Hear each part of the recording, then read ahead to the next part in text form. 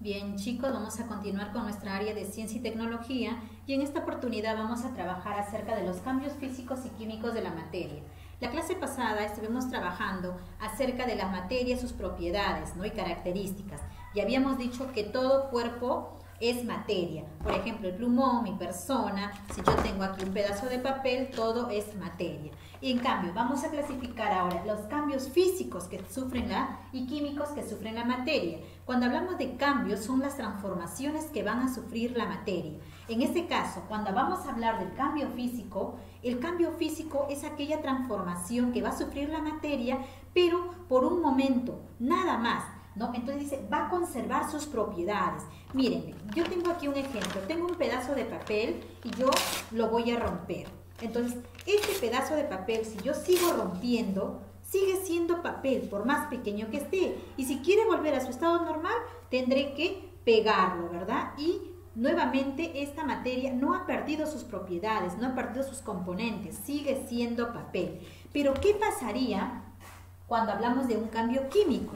Cuando hablamos de un cambio químico, va a sufrir la transformación de esa materia, pero ya no vamos a volver a recuperar a su estado que estaba antes, ¿no? Por ejemplo, si yo tomo este pedazo de papel y lo enciendo, lo quemo, mejor dicho, lo prendo a través de una vela, un fósforo, qué sé yo, entonces mírenme. Mire esa transformación, este cambio que está sufriendo la materia y ya no vamos a conseguir sus mismas propiedades, ya no va a ser papel, ¿verdad? Simplemente se van a volver ¿en qué? En cenizas. Yo quiero unirlo, ya no lo voy a poder unir. Mírenme, y sigue. Ya he conseguido otras propiedades, mírenme. Se volvió ceniza, ceniza prácticamente el papel. Entonces ya perdió sus componentes, ya perdió sus propiedades. Al igual, por ejemplo, si yo quiero hablar de un cambio físico, yo tengo aquí un vaso con agua, ¿verdad? Pero este vaso con agua yo lo voy a poner en la nevera. ¿Qué va a pasar después de un tiempo? Se va a convertir en hielo.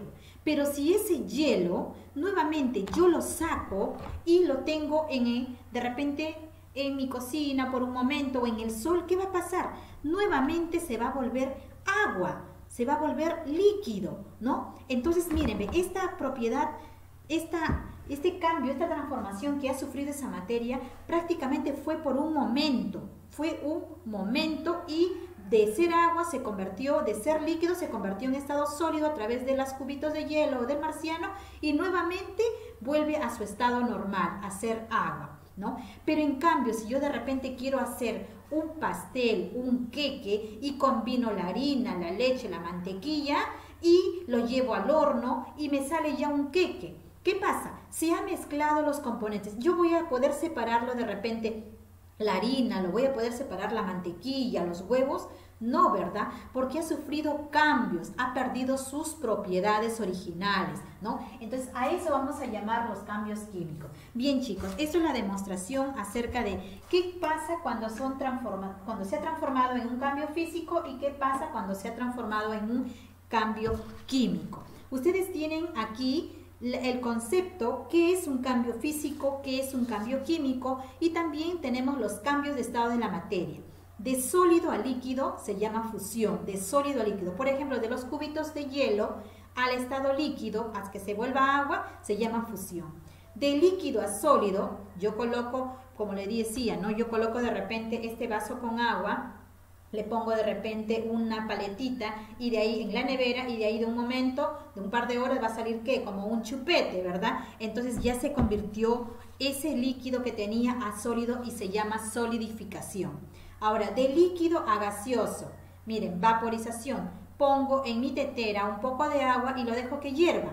Entonces se va a volver gaseoso o también hablamos de las nubes, ¿verdad? Vaporización. De gaseoso a líquido, licuación. De sólido a gaseoso, sublimación directa. De gaseoso a sólido, sublimación inversa.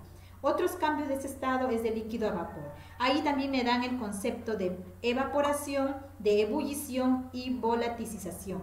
Ahí ustedes van a investigar más qué cosa significa todo esto para que puedan complementar los conceptos que tenemos aquí. Luego me dice, compruebo mi aprendizaje. Van a leer y escribir si es verdadero y falso de acuerdo a las indicaciones. Van a enumerar cambios, 5 cambios físicos y 5 cambios químicos y lo van a graficar algunos de ellos.